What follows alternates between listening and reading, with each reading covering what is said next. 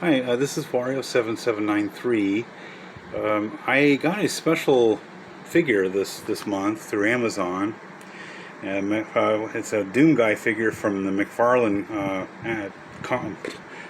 McFarlane toy collection, a higher end collection.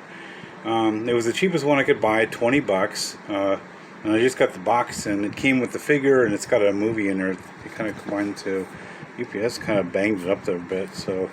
But I'm going to go ahead and this will be my first box opening video. So let's see what this looks like here. Come on.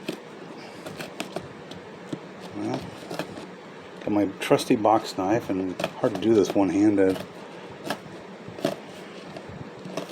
You have to.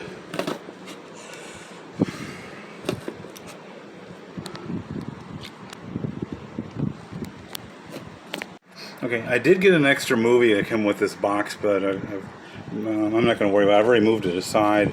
That's not what I'm showcasing today. This is this is a neat looking box. I got this for $20. That's not, which is pretty darn good. I've seen some of these figures going for as high as $60 to $250 and higher. But this one seems to be either not as popular, or maybe it's new. I don't know. It's the ember skin variant of the Doomslayer from Doom Eternal, and it's a McFarlane toy with 22 points of articulation. It does say not a toy, but it's a collectible figure. Yeah, 22 points, 22 moving parts. He comes with his shotgun with, I guess, the blades under it. Then he's got a flame on his wrist gauntlet, some kind of something on his wrist laser. I'm not sure what that is. And then he's got some fire on his helmet, which does look pretty cool. There he is in all his glory. He's a little heavy for my spinner display, but that's what it looks like. You can see he's got the gun in his hand, the blade. He's pretty neat looking, actually. I'm definitely glad I got one, at least one of these. Seems to have some kind of I guess a reinforced suit. I'm guessing that's some kind of a shoulder blaster, kind of like what the Predator uses. His armor's nicely detailed. The shoulder pads are a little soft and rubbery, and but not bad.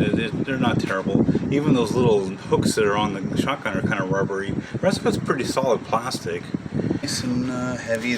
I like where it says Doom on the base, so that's pretty cool. But yeah, I gotta get this thing in a little bit of a spin. There you go. I have a weight limit to this little spinner thing. He's a little bit of a lightweight, and I think it's exceeded the weight limit a bit. But anyways, I just thought I'd showcase this. I'm going to take a picture of him in a scene. Take him off here. Take a picture of him in a scene. You can see it's going by itself because it's solar powered. Okay. Well, anyways, there's what he looks like, and I'm going to try to take a picture of him in a scene with some other characters, and I'll take a short video showcasing what the scene looks like. So give me a moment here. Okay, I'll just quickly show this to you. I took a few pictures of, I put in Stitch from Lilo and Stitch, a figure I got from a 5 and Below store here where I live at. There's a variant figure of the one of the Halo Marines. It's like a cow pattern.